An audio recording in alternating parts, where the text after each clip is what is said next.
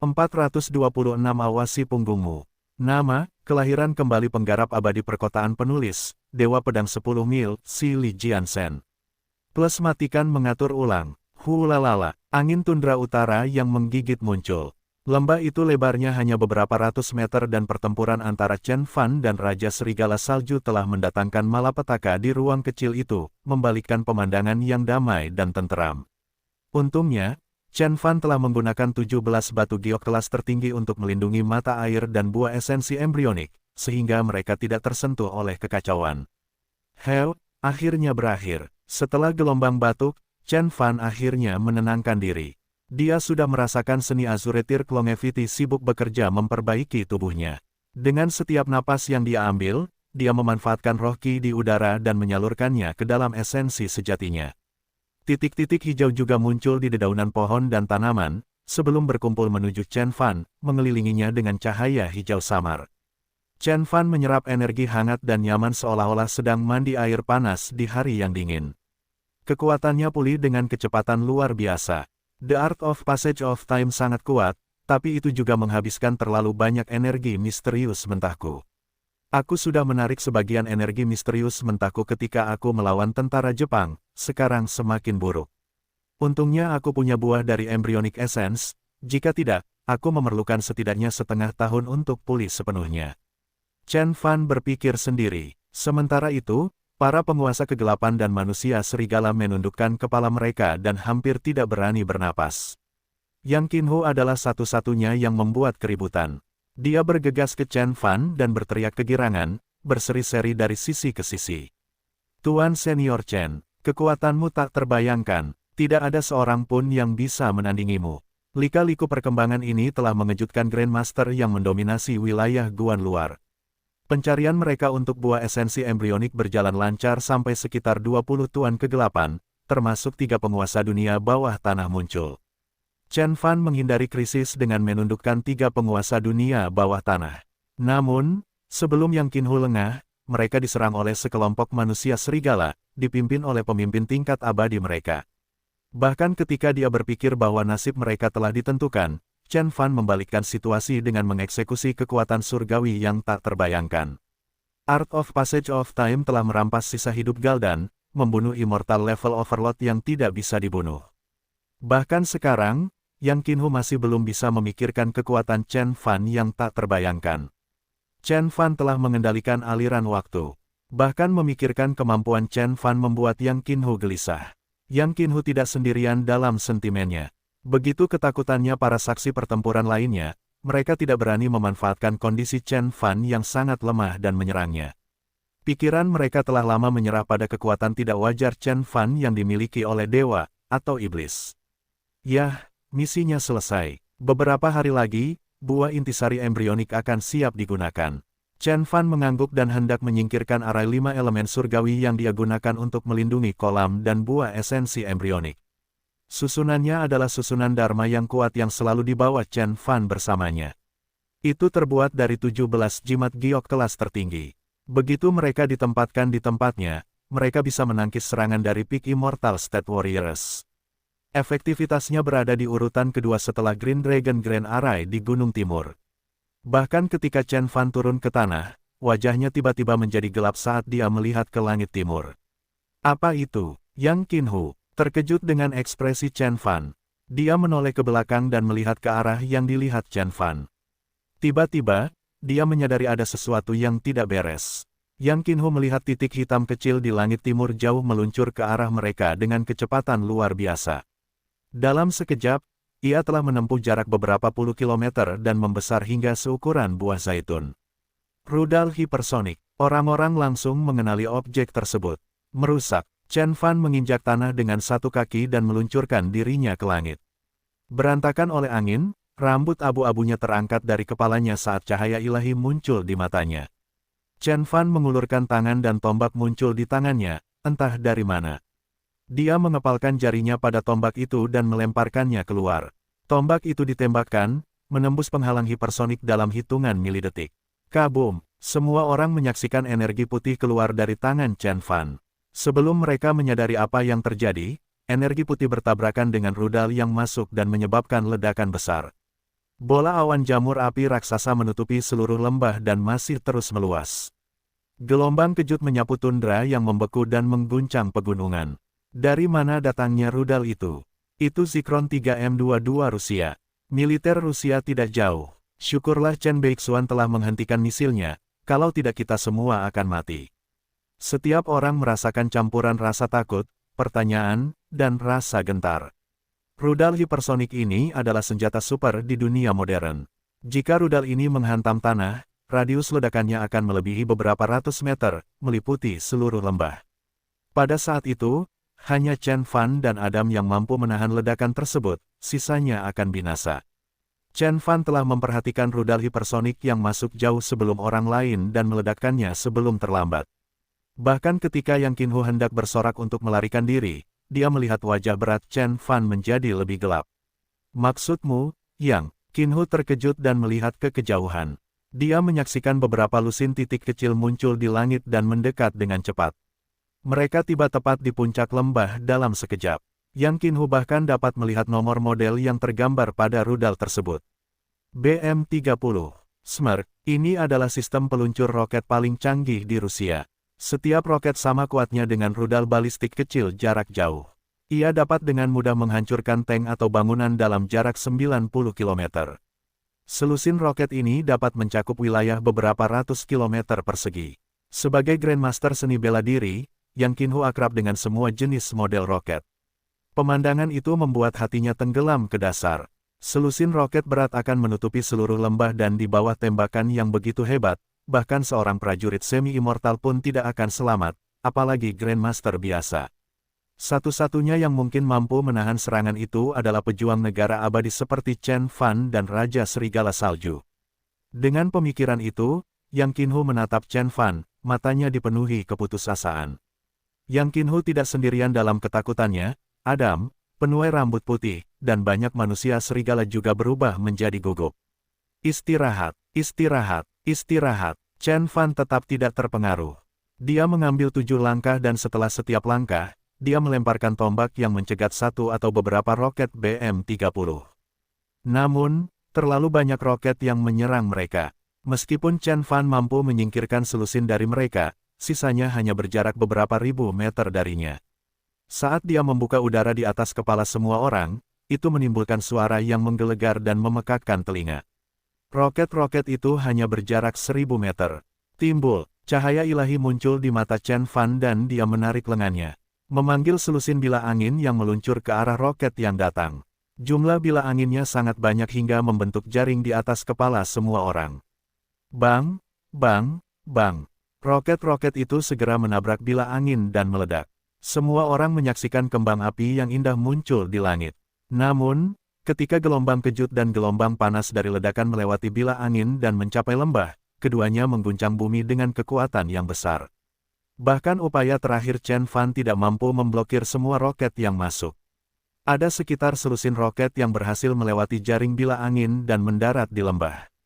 Kamar, kamar, dilihat dari jauh, selusin bunga api bermekaran di lembah Warg, masing-masing menutupi area yang luas. Ledakannya berbaris dan membentuk barisan. Dilihat dari kejauhan, rangkaian ledakan tampak seperti untaian manik-manik yang berapi-api. Namun, ini hanyalah permulaan. Gelombang roket lainnya datang dari langit timur dan menghujani mereka. Selusin roket mengeluarkan suara yang menggelegar saat menembus udara hingga terbuka. Tidak butuh waktu lama bagi mereka untuk mendarat di dalam lembah Warg, menyebabkan ledakan yang jauh lebih keras dan hebat dari sebelumnya. Setelah gelombang roket kedua, akhirnya datanglah pukulan mematikan. Seorang pembom hipersonik telah meluncur melintasi langit 10.000 meter di atas tanah dan melepaskan bom udara seberat 1 ton. Segera setelah bom udara berukuran besar menghantam tanah di dalam lembah, ledakan mematikan pun terjadi. Kong, awan jamur raksasa muncul dari tanah dan mencapai beberapa ratus meter ke udara. Pemandangan menakjubkan ini dapat dilihat bahkan dari jarak beberapa ratus mil. Awan gelap telah menutupi seluruh langit di atas lembah, dan di darat, ledakan tersebut telah melahap semua kehidupan dalam radius 500. Gunung bergetar dan bumi mengerang, seolah-olah bom nuklir baru saja mendarat. Ia disebut sebagai bapak segala bom. Baru ditemukan oleh Rusia, bom ini merupakan bom konvensional paling kuat di dunia. Kekuatannya hampir sama dengan hulu ledak nuklir. Setiap bom dapat mencakup area seluas radius 300 meter dan cukup untuk menghapus sebuah desa kecil dari peta. Bom ini 4 kali lebih kuat dari apa yang disebut sebagai induk segala bom yang dibuat oleh Amerika. Selesai. Di kejauhan, dua pria Rusia berseragam militer menyaksikan kehancuran yang terjadi.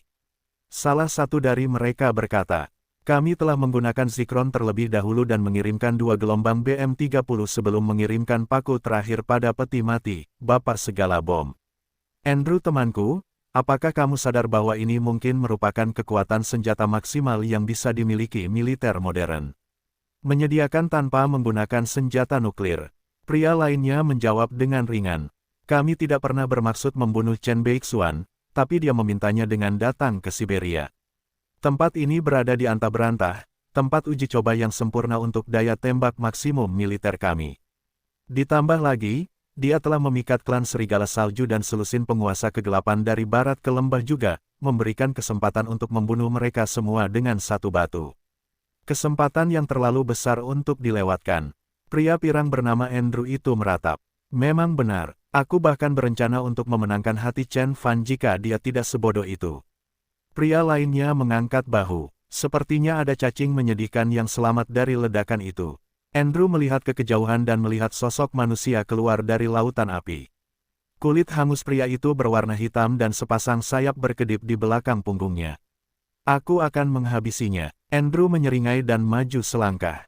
Begitu kakinya mendarat di tanah, ukuran tubuhnya bertambah dan berubah bentuk.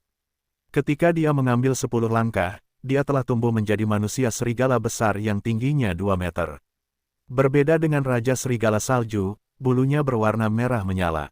Manusia serigala berlari melintasi tundra dan menyerang Adam yang baru saja lolos dari pemboman mematikan. Pria Rusia lainnya memasukkan tangannya ke dalam saku dalam seragam militer dan memandang ke lembah Warg dari kejauhan. Dia tidak mengkhawatirkan keselamatan pasangannya karena dia tahu Adam tidak akan bisa menyakiti Andrew meski lukanya tidak terlalu parah. Tapi, bagaimana dengan Chen Beixuan? Apakah dia benar-benar terbunuh oleh bom itu? Suatu tanda kekhawatiran melintas di wajah pria itu. Jika Chen Fan masih hidup, lalu bagaimana? Rusia bukan lagi negara adidaya seperti dulu, jadi mereka tidak bisa menggunakan senjata nuklir dan tetap lolos dari ancaman tersebut. Chen Beixuan sudah mati. Ketika berita itu akhirnya tersebar melalui Darknet, hal itu mengguncang seluruh dunia.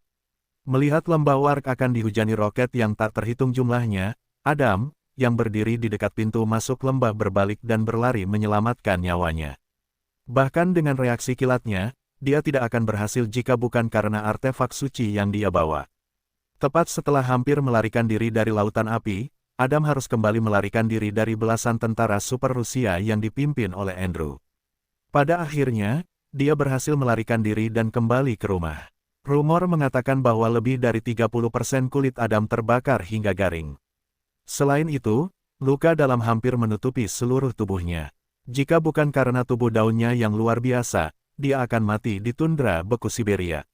Setelah Adam melarikan diri, dia memberitahu semua orang apa yang telah terjadi dan wahyu tersebut telah mengguncang seluruh dunia. Karl si sayap merah, gajah iblis, Lahore, penuai rambut putih, Zeus, dan si bodoh, mereka semua mati. Di lembah yang jarang diketahui di antah berantah itu, lebih dari 20 penguasa kegelapan di bagian barat telah kehilangan nyawa mereka, termasuk 5 anggota Dark Roll serta 2 dari 3 penguasa dunia gelap. Selain itu, 100 manusia serigala, termasuk Raja Serigala Salju dibunuh oleh Chen Fan atau ditelan oleh api yang mematikan. Secara total, pertempuran tersebut telah memakan korban jiwa lebih dari 200 Grandmaster. Ini adalah sebuah wahyu yang mengejutkan. Satu pertanyaan masih ada di benak setiap orang, apakah Chen Beixuan meninggal? Dia membunuh 20 penguasa kegelapan, termasuk Zeus dan melukai si bodoh dan Adam. Kemudian dia menangkis serangan lebih dari 100 manusia serigala dan membunuh penguasa tingkat abadi Galdan, Raja Serigala Salju dengan bilah waktu. Jika saya tidak mendengarnya dari Adam, saya tidak akan pernah mengira itu nyata. Seseorang memposting komentar di server pribadi Chia. Postingan tersebut mendapat banyak balasan, semuanya setuju dengan postingan aslinya. Berbeda dengan seniman bela diri biasa, Grandmaster adalah kekuatan yang kuat dan masing-masing memiliki wilayahnya sendiri. Chen Fan telah membunuh lebih dari 100 Grandmaster dan mengalahkan kekuatan gabungan dari 3 penguasa dunia bawah tanah. Lebih buruk lagi, dia bahkan telah membunuh seorang Immortal level Overlord. Akankah dia tetap menjadi manusia jika dia memiliki kekuatan yang setara dengan dewa? Atau mungkin dia dewa atau iblis? Bagian pertama cerita Adam masuk akal bagiku, tapi ketika dia mulai berbicara tentang manusia serigala yang kuat, aku hampir memutar mataku. Vampir dan manusia serigala hanyalah legenda dan dongeng yang dibuat oleh pikiran takhayul di abad pertengahan. Agar semuanya terdengar masuk akal yang lebih tidak masuk akal lagi, dia mengklaim bahwa salah satu manusia serigala adalah Tuan. Tingkat abadi. Kita belum pernah melihat penguasa tingkat abadi selama beberapa dekade, dan aku ragu mereka masih ada. Apakah kita semua akan percaya apapun yang dikatakan Adam? Orang lain memposting pertanyaan. Begitulah. Aku yakin dia mengarang cerita tentang manusia serigala karena dia terlalu malu untuk mengakui bahwa Chen Beixuan telah melukainya dengan parah. Jika dia bisa membuat kita percaya bahwa Chen Beixuan lebih kuat daripada penguasa tingkat abadi, maka kekalahannya mungkin juga tampak tidak terlalu memalukan. Orang lain setuju. Namun, sebagian besar orang tidak yakin apa yang harus dipercaya. Sejak akhir Perang Dunia Kedua, Immortal level Overlord jarang muncul di depan umum. Dalam 30 tahun terakhir ini, mereka benar-benar menghilang dari pandangan publik. Adam mengklaim bahwa yang disebut Raja Serigala Salju adalah Tuan tingkat abadi dan dibunuh oleh Chen Fan bersama pasukan manusia serigalanya. Kedengarannya tidak masuk akal bagi dunia gelap. Bagian tentang manusia serigala adalah yang paling tidak masuk akal. Meskipun beberapa orang tahu bahwa itu bukan fiksi, semua manusia serigala dibunuh oleh gereja Kristen ratusan tahun yang lalu. Bahkan ketika para pengguna forum rahasia saling berdebat, The Observer akhirnya angkat bicara. Galdan sang Raja Serigala Salju memang ada. The Observer mendukung klaimnya dengan banyak referensi, termasuk gambar hitam putih yang menunjukkan manusia serigala setinggi 3 meter dengan pakaian Perang Dunia I sedang bertarung melawan tentara Perancis di parit. Ini adalah foto yang diambil oleh pihak Perancis di tengah pertempuran. Mereka mengklaim bahwa Jerman telah mengerahkan manusia serigala untuk melawan mereka. Manusia serigala hampir tak terkalahkan di medan perang dan dapat menghancurkan tank lapis baja dengan tangan kosong. Kisah ini dikonfirmasi oleh banyak tentara Jerman, dan mereka menyebut manusia serigala Galdan. Kata pengamat, apa yang baru saja dia ungkapkan adalah informasi yang sangat rahasia sehingga hanya sedikit orang di dunia yang melihatnya. Semua orang menahan napas dan menunggu pengamat memberikan tip lebih lanjut. Galdan adalah seorang penguasa tingkat abadi. Dia aktif 100 tahun yang lalu di Eropa sebelum dia berangkat untuk melakukan perjalanan keliling dunia. Negara-negara di seluruh dunia telah mencatat pertemuan mereka dengannya. Tidak banyak penguasa tingkat abadi di bumi saat itu, jadi itu adalah lingkaran yang sangat kecil. Banyak penguasa tingkat abadi telah menulis dalam memoir mereka tentang Galdan.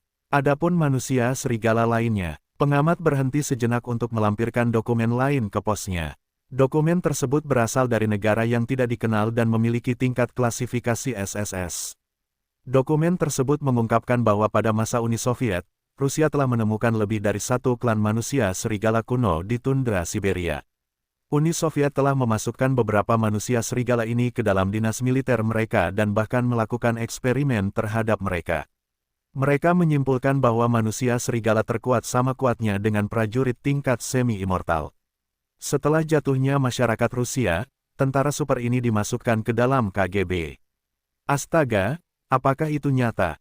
Saya yakin pengamat adalah pejabat tingkat tinggi dari salah satu negara adidaya di dunia. Jika tidak, dia tidak akan memiliki akses ke informasi rahasia seperti itu. Jadi Adam benar saat itu. Chen Beixuan membunuh seorang pejuang negara abadi.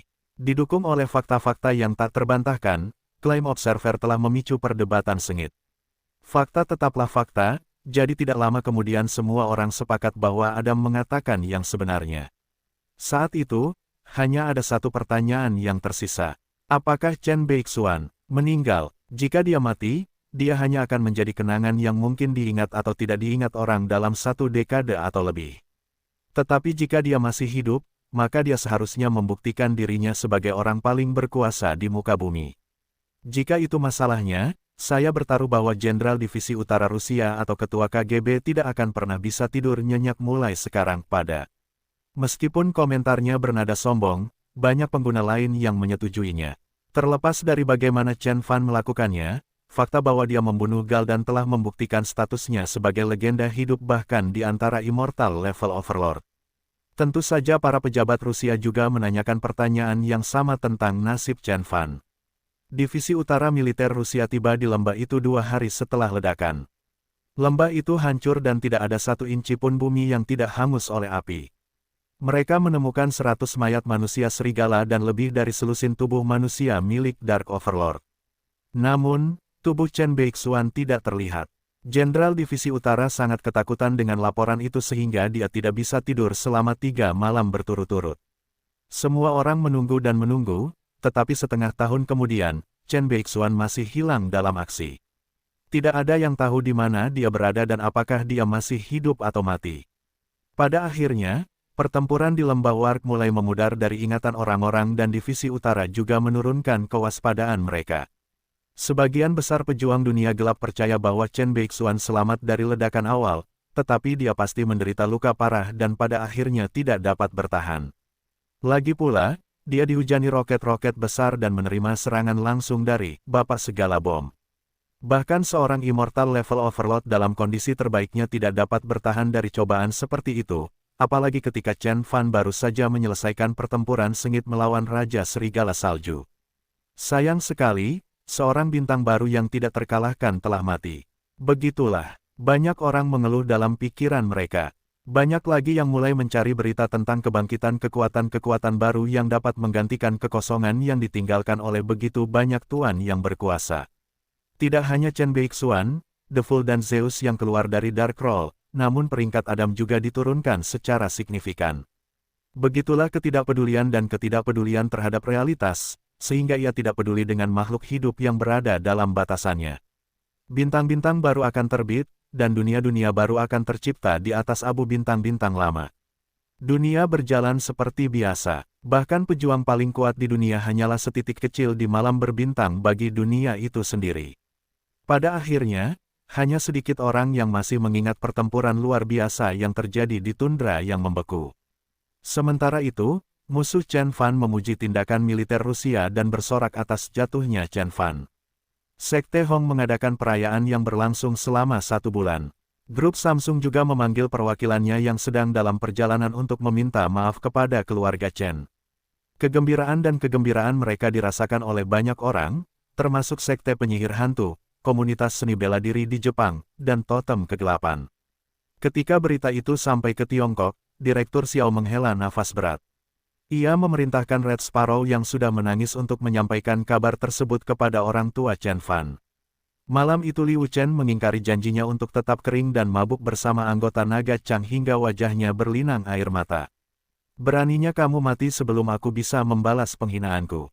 Chu Minhui meninju dinding dan mengutuk dalam pikirannya. Rusty, Yue Jianqiu dan Zhao Baofen hampir menangis. Keheningan mematikan menyelimuti seluruh keluarga Chen sejak hilangnya Chen Fan. Seiring berjalannya waktu, semakin banyak orang yang percaya bahwa Chen Fan telah meninggal.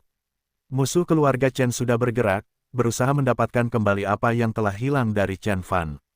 1 tahun kemudian, kebanyakan orang sudah benar-benar melupakan kejadian di Lembah Warg. Ledakan tersebut menghancurkan sumber Spirit Ki, sehingga kolam telah lama mengering dan tertutup es beku. Lembah ini berada di antah-berantah, jadi kecuali pemeriksaan yang jarang dilakukan oleh Divisi Utara, tidak ada seorang pun yang pernah menginjakkan kaki di lembah tersebut. Seiring berjalannya waktu, bahkan Divisi Utara semakin jarang datang. Sudah 3 bulan sejak kunjungan terakhir mereka. Tiba-tiba, terjadi ledakan di antara tumpukan puing tempat dulunya kolam itu berada. Di tengah ledakan, bayangan biru terbang ke langit. Sementara itu, di dalam lembah Warg yang tertutup salju, musim dingin telah tiba di Siberia. Seluruh lembah ditutupi oleh campuran salju dan es setebal 1 meter. Namun, cahaya biru menembus lapisan es dan mencapai langit. Seorang pria berdiri tak bergerak di dalam pancaran cahaya. Pria itu berambut hitam dan mengenakan kemeja panjang mengalir. Matanya tidak memiliki emosi apapun dan tubuhnya tembus cahaya dan berpijar pada saat yang sama, memancarkan aliran lembut dari dalam. Begitu pria itu muncul, bahkan angin kencang pun berhenti menderu-deru. Sebaliknya, hembusan energi yang kuat berputar menjauh darinya, membentuk topan menderu yang berputar di sekelilingnya. Saya bertanya-tanya sudah berapa lama saya berkultivasi dalam pengasingan. Bagaimana kabar kakaan dan orang tua saya? Chen Fan bergumam pada dirinya sendiri, sambil melihat ke bawah ke telapak tangannya. Tangannya telah berubah menjadi sepotong batu giok biru sempurna. Melalui kulitnya yang tembus cahaya, dia bisa melihat siluet tulang, pembuluh darah, dan ototnya dengan cahaya lembut. Tidak hanya telapak tangannya yang terlihat seperti dunia lain, tapi juga bahu, dada, kepala, perut, dan keempat anggota tubuhnya. Seluruh tubuhnya telah berubah menjadi patung yang terbuat dari sepotong batu giok yang tidak memiliki satupun ketidaksempurnaan. Pria itu berdiri diam dan perlahan meredupkan cahaya yang dipancarkan tubuhnya. Begitu kuatnya tubuhnya sehingga dunia akan menyerah pada kekuatan fisiknya tanpa dia menggunakan kekuatan dunia lain. Chen Fan mengepalkan tangannya dan merasakan aliran energi mengalir melalui nadinya.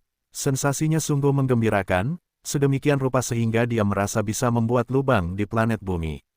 Meskipun alasan mengatakan kepadanya bahwa meskipun dia menyempurnakan badan panjang umur Azuretir, dia tidak akan bisa membuat lubang di bumi, dia jauh lebih percaya diri daripada sebelumnya dalam menangani senjata modern seperti bom mematikan. Berkat buah esensi embrionik, saya akhirnya mencapai kesuksesan awal tubuh panjang umur Azuretir. Chen Fan menghela nafas. Hari itu, segera setelah dia menyadari bahwa dia tidak dapat menghentikan pemboman, dia bergegas ke bawah area 5 elemen surgawi dan menahan 2 gelombang roket. Di tengah kekacauan, dia memindahkan seluruh mata air kehidupan surgawi ke dalam labu berkulit kuning, harta karun Dharma pengubah dimensi.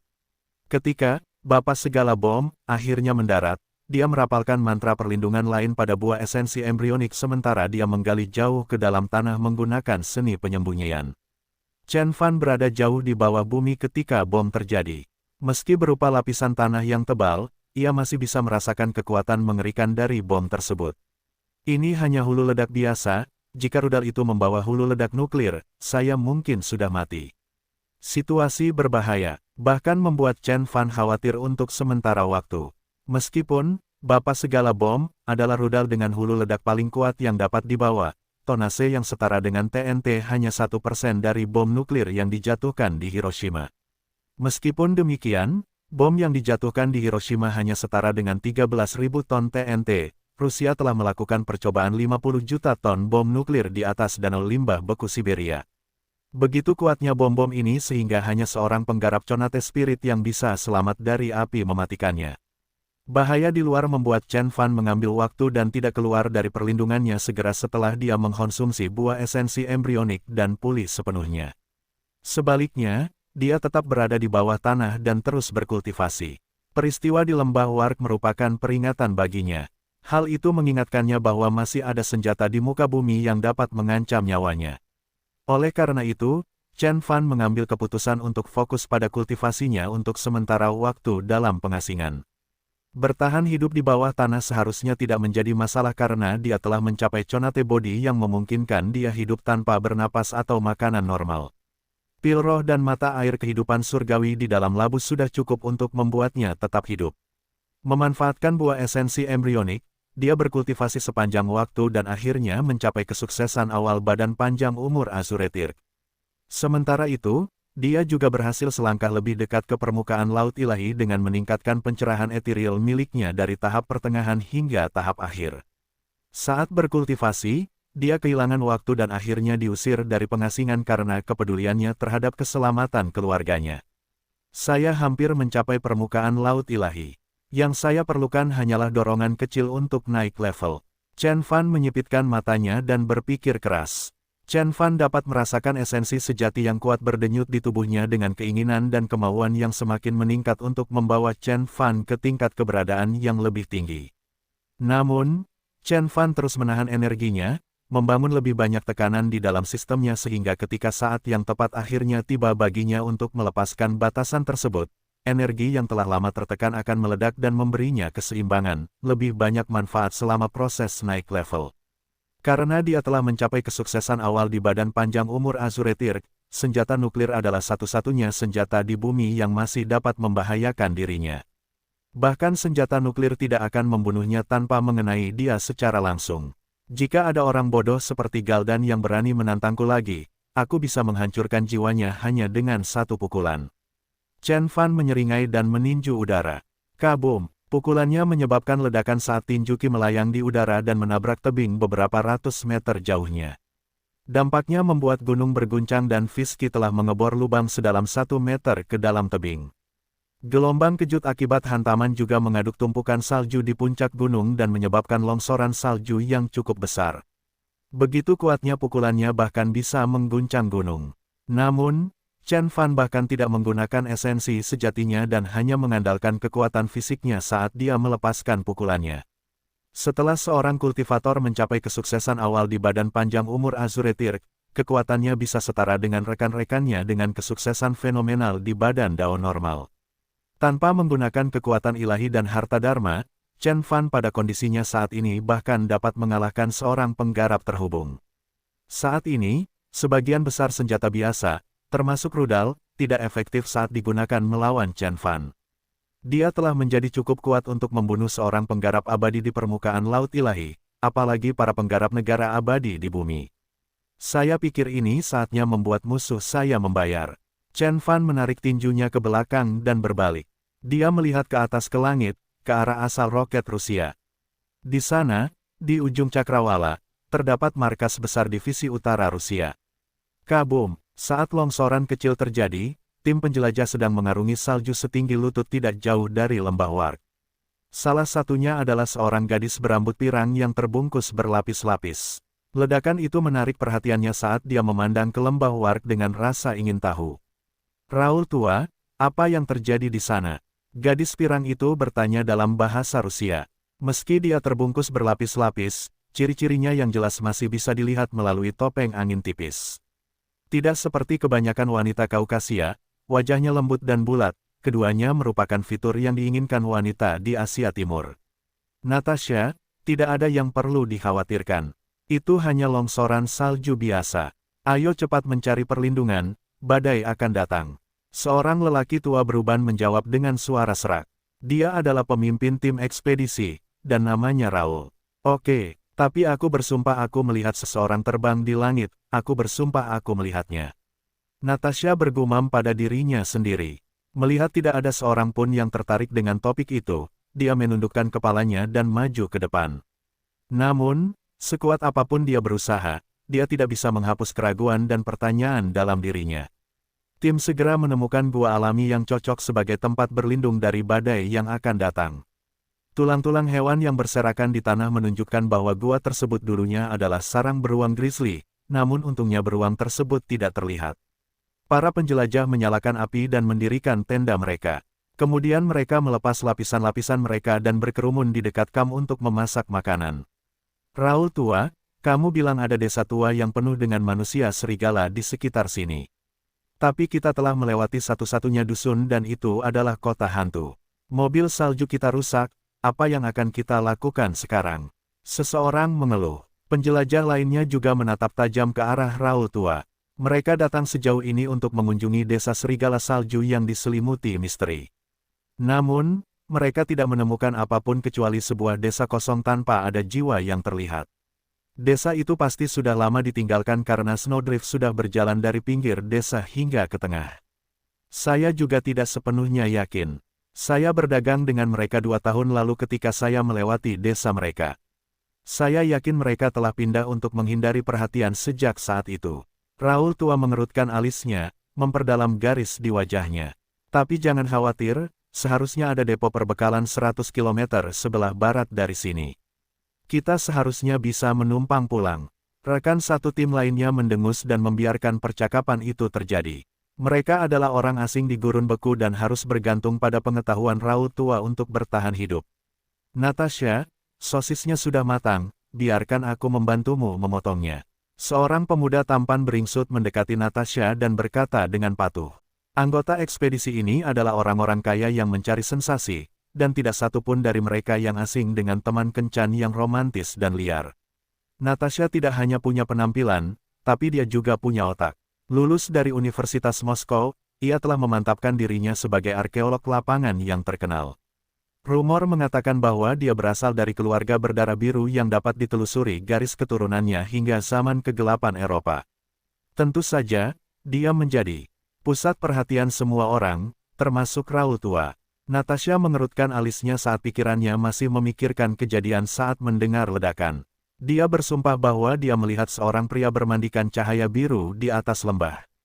Dia bahkan ingat melihat rambut hitam panjangnya tergerai melawan angin. Namun, dia frustrasi karena tidak ada rekan satu timnya yang mempercayainya. Tiba-tiba, sebuah suara terdengar di dalam gua. Adakah yang tahu tahun berapa sekarang? Siapa itu? Suara itu mengagetkan para penjelajah. Raul tua melompat dan mengambil senapan berburu dari ranselnya. Penjelajah lainnya mengikuti jejaknya dan mengeluarkan senjata mereka. Mereka berada tepat di tengah badai salju di gurun beku. Bagaimana mungkin ada orang lain? Bahkan jika ada seseorang di dekatnya, mengapa mereka tidak melihatnya? Semua orang melihat keluar lubang gua dan melihat seorang pria berjalan ke arah mereka di tengah deru angin dan salju. Meski suhunya sangat dingin, pria itu hanya mengenakan pakaian tipis. Wajahnya sangat tampan dan dua mata hitam tajam berkilauan di salju sementara rambut hitam halusnya menari-nari di sekitar pipinya. Tubuhnya yang gagah membuat penampilannya hampir seperti dewa.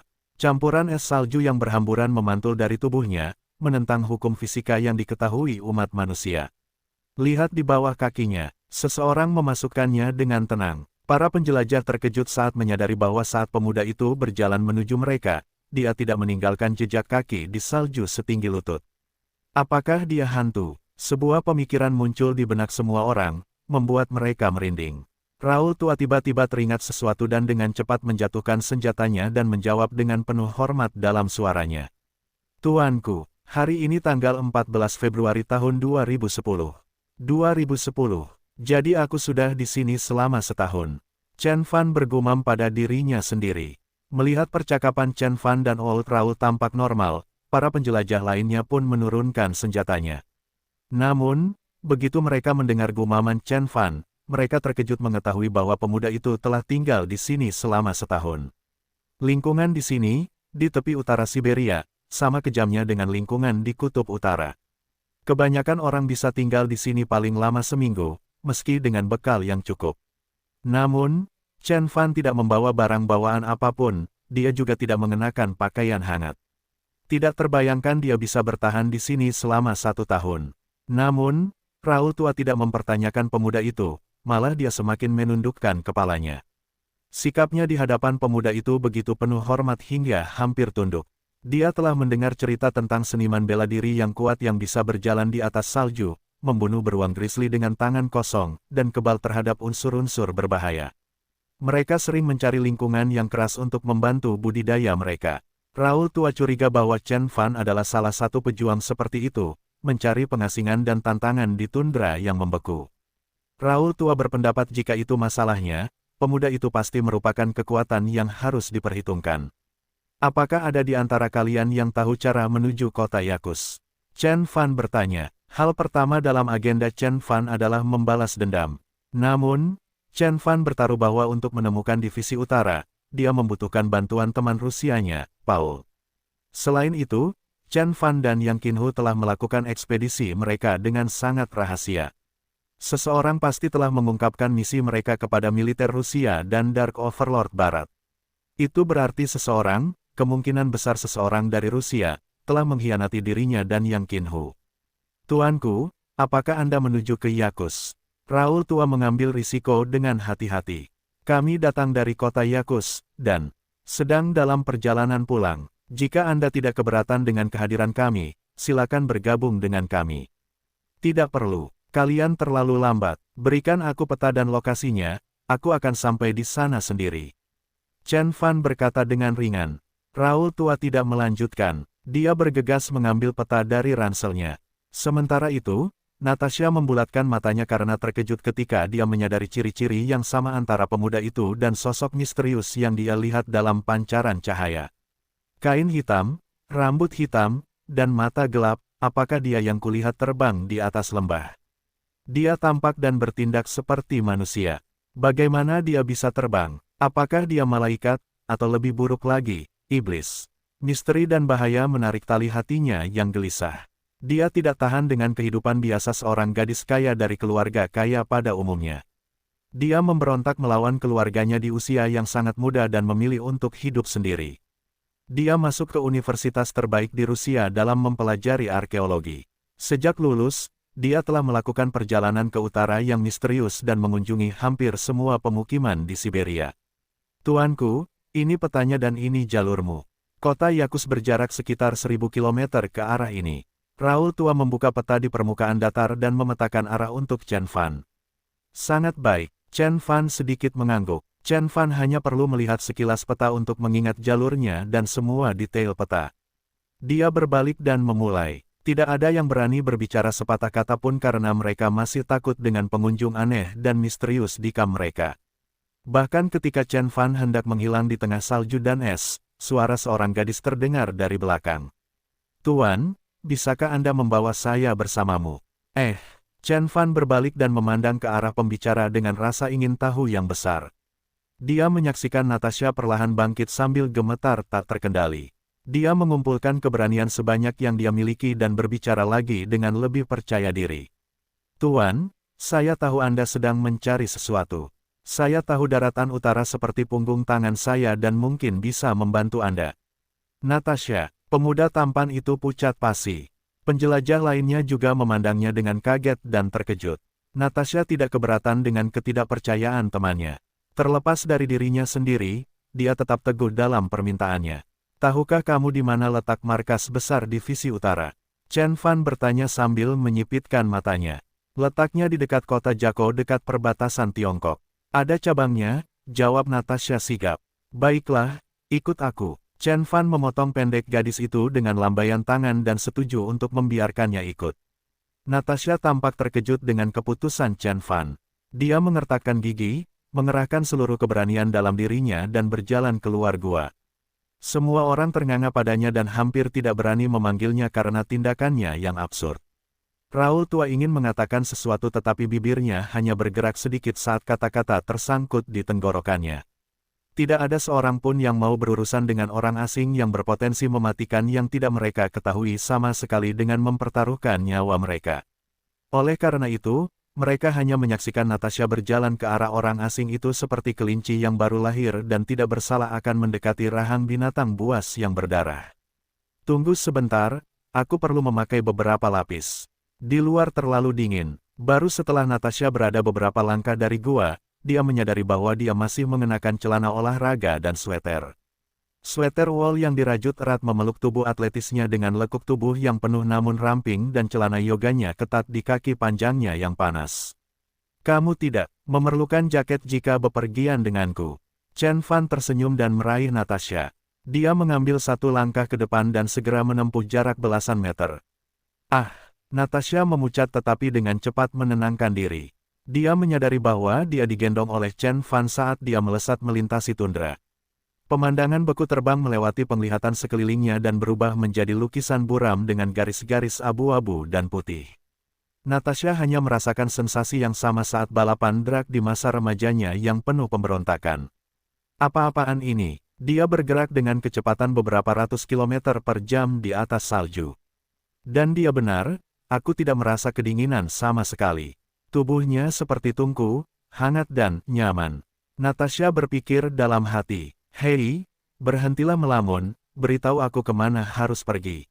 Chen Fan mengerutkan alisnya. Benar. Oke. Natasha tersipu dan menunjuk ke arah yang benar. Dengan gadis itu bersarang di antara lengannya, Chen Fan menerobos hutan, sungai, dan pegunungan. Dia bisa melewati rintangan apapun dengan satu lompatan heroik ke depan. Dia berjalan zigzag melintasi tundra yang membeku melalui jalan berkelok-kelok, memecahkan salju yang padat, dan mengirimkannya ke angkasa. Melihat dari atas, dia bergerak seperti ikan biru yang berenang melintasi danau putih yang tenang. Natasha tiba-tiba merasa sedang bermimpi. Mungkin suasana memabukkan di dalam gualah yang membuatnya terburu-buru mengambil keputusan tanpa memikirkannya matang-matang. Sebelum dia mengetahui untuk apa dia mendaftar, dia sudah berada beberapa ratus mil jauhnya dari kamp. "Tuan, apa urusan Anda di kota Yakus?" Natasha berpikir sejenak dan bertanya. "Ada seorang pria bernama Paul. Dia punya sejumlah uang untukku dan aku menginginkannya kembali." Chen Fan menjawab dengan tenang. "Paulus, Nama itu terngiang-ngiang di benak Natasha. Dia ingat bahwa bos dunia bawah tanah di kota Yakus bernama Paul.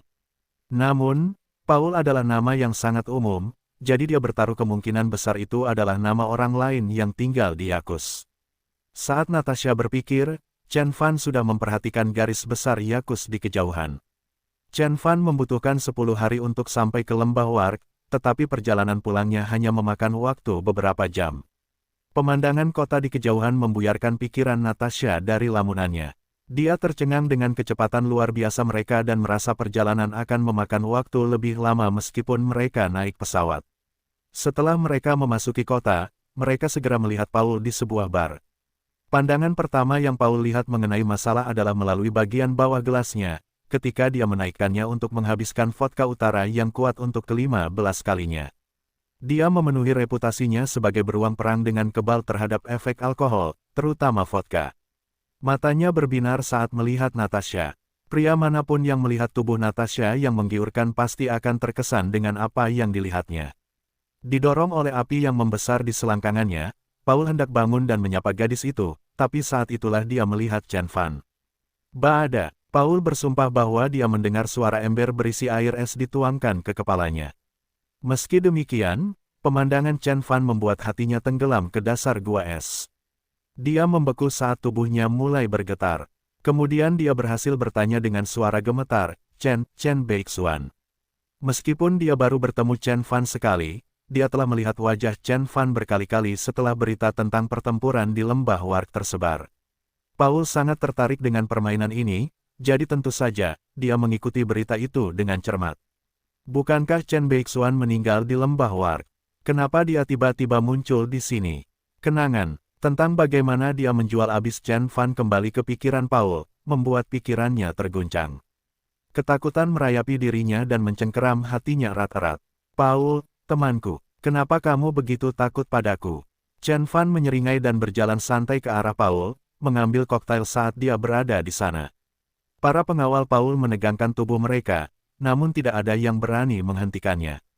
Pikiran Paul dengan cepat menyerah pada rasa takut, dia berlutut dan memohon. Tuan Chen, mohon maafkan saya. Saya tidak punya pilihan lain. Divisi Utara dan KGB telah mendatangi saya dan memaksa saya untuk mengungkapkan rencana Anda. Mereka mengancam akan menjebloskan saya ke penjara dan mengadili saya atas kejahatan saya di masa lalu. Aku sudah mati jika cobaan seperti itu terjadi. Tolonglah. Aku takut. Kamu takut dengan KGB dan Divisi Utara, tapi kamu tidak takut padaku. Bahkan saat Chen Fan tersenyum menakutkan, dua api emas muncul di matanya. Dia mengulurkan tangan dan menjentikkan dua jari, mengirimkan semburan api merah ke arah Paul. Nyala api dengan cepat masuk ke dalam tubuh Paul dan menghilang. Api teratai merah mungkin bisa mengingatkanmu tentang apa yang terjadi jika kamu berpapasan denganku. Chen Fan berkata perlahan. Saat api menyebar ke seluruh tubuh Paul, dia berguling-guling di tanah, berteriak kesakitan sekuat tenaga. Orang-orang di bar menyaksikan dia menderita dengan ekspresi dingin di wajah mereka, namun tidak ada yang berani membantunya. Api teratai merah yang membara bisa membuat penguasa tingkat abadi menyerah dalam sekejap, apalagi Paul. Beruang perang Rusia dengan cepat memberitahu Chen Fan nama semua orang yang terlibat dalam serangan itu. Divisi Utara, pengawal serigala darah KGB dan para pemimpin Rusia. Begitu, saya akan membuat mereka semua membayar. Chen Fan berkata dengan ringan. Dia menjentikkan jarinya dan menembakkan api keemasan dari jarinya yang mendarat di tubuh Paul. Api emas dengan cepat melahap Paul, membuatnya menjadi abu. Setelah dia menghapus ingatan para pengawalnya, dia berjalan keluar bar bersama Natasha di belakangnya. Ketika keduanya keluar dari bar, Chen Fan berhenti dan berbalik untuk melihat gadis itu. Dia mengaitkan tangannya ke belakang punggung dan bertanya, "Sekarang kamu tahu siapa musuhku. Apakah kamu yakin masih ingin membantuku?" Natasha bersembunyi di belakang Chen Fan, matanya berbinar karena kekaguman. Baginya, Chen Fan mungkin juga menjadi pahlawan super di film.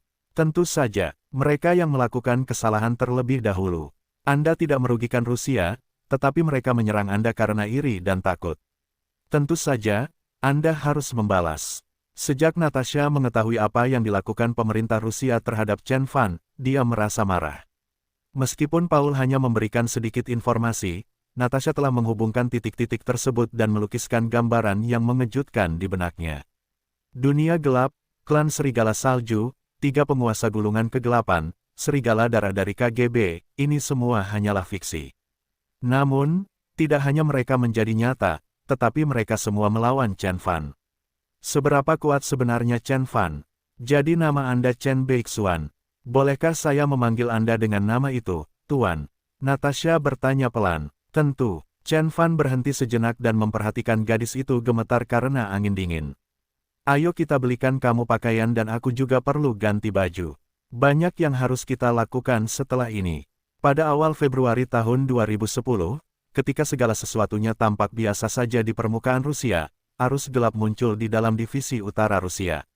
Tanggal 15 Februari Kapten Divisi Utara yang ditempatkan di kota Yakutsk ditemukan tak sadarkan diri di rumah majikannya.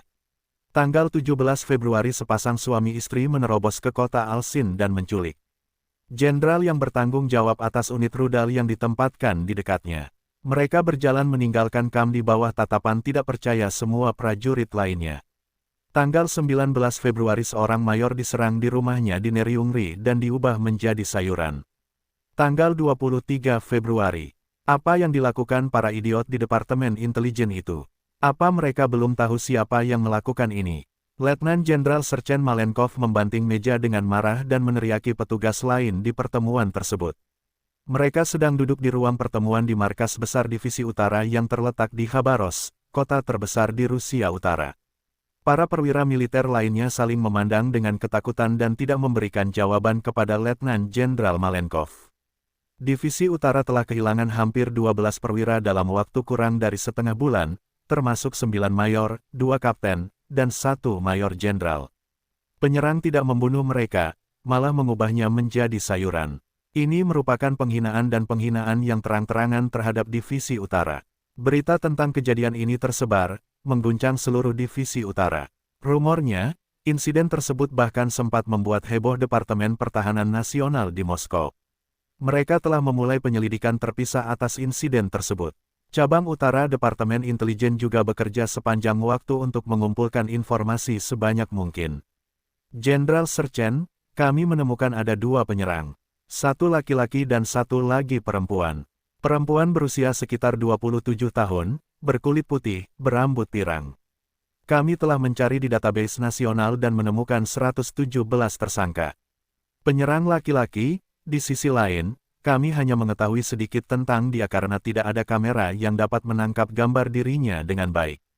Namun kami tahu bahwa dia orang Asia. Semua korban mereka sejauh ini adalah petugas Divisi Utara, jadi saya yakin mereka menargetkan kita secara langsung. Berdasarkan bukti anekdotal, keduanya hampir kebal peluru. Beberapa tentara mencoba menghentikan mereka dengan pistol, namun pelurunya langsung terlepas tubuh mereka. Mereka bergerak masuk dan keluar begitu cepat sehingga ketika tentara kita akhirnya menyiapkan senjata berat, mereka sudah pergi. Mengingat kemampuan mereka yang luar biasa, KGB juga telah mengirimkan Serigala Darah. Serigala Darah telah memeriksanya dan menyimpulkan bahwa mereka adalah Grandmaster Seni Bela Diri dari Tiongkok atau Master Kendo dari Jepang. Serigala Darah menyarankan penggunaan kekuatan militer untuk melawan mereka. Seorang ahli strategi muda memberi pengarahan kepada sang jenderal tentang apa yang telah mereka pelajari sejauh ini. Aku sudah tahu semua itu. Tapi siapa sebenarnya musuh kita? Kenapa mereka mengincar Divisi Utara? Aku perlu tahu. Serchen membanting tinjunya ke meja lagi. Grandmaster dari Tiongkok, mungkinkah seseorang membalas dendam atas apa yang terjadi tahun lalu? Seorang mayor jenderal muda menyela. Kata-katanya sepertinya memberikan mantra di ruangan itu, membuat semua orang terdiam dan menurunkan suhu beberapa derajat. Sedikit ketakutan muncul di mata Letnan Jenderal Serchen. Dia tidak ingin mengingat apa yang terjadi setahun lalu. Dialah yang menyetujui permintaan KGB untuk memobilisasi Divisi Utara untuk menyerang Lembah Warg. Ketika mereka akhirnya tiba di lembah sehari kemudian, mereka tidak dapat menemukan apa yang mereka cari. Tubuh Chen Fan hilang. Jika Chen Fan masih hidup, dia selamat dari pemboman roket dan bapak segala bom. Semua orang yang terlibat dalam operasi tersebut awalnya terkejut dengan perkembangan tersebut, dan kemudian rasa takut mulai muncul. Letnan Jenderal Serchen tidak bisa tidur selama 3 malam dan setiap malam, dia menyembunyikan pistol di bawah bantalnya. Markas besar Divisi Utara dalam keadaan siaga tinggi dan ditutup selama 3 bulan. Dia tetap berada di dalam tembok markas yang dijaga ketat selama waktu itu. Dia menunggu dan menunggu tetapi Chen Fan tidak pernah muncul. Baru setelah dia mendengar rumor dari dunia gelap tentang kematian Chen Fan, dia pindah kembali ke rumahnya di Khabarovsk. Namun, ketakutan itu tetap ada di benaknya bahkan sampai sekarang meskipun dia berusaha mengubur kenangan itu jauh di dalam dirinya. Temukan novel resmi di web novel, pembaruan lebih cepat, pengalaman lebih baik, silakan klik www.novelhal.com untuk berkunjung. Mungkinkah Chen Beixuan? Gumam seseorang. Tidak mungkin. Chen Beixuan sudah mati, dibunuh oleh bapak segala bom. Tidak ada yang bisa selamat dari ledakan 10.000 ton TNT. Tidak ada. Jenderal Serchen memotong pembicaraan karena marah. Petugas lain menjawab dengan setuju, memang benar, KGB telah meyakinkan kami bahwa Chen Beixuan sudah mati. Kalau tidak, dia tidak akan menunggu selama ini untuk membalas dendam. Ditambah lagi, laporan mengatakan itu adalah pasangan.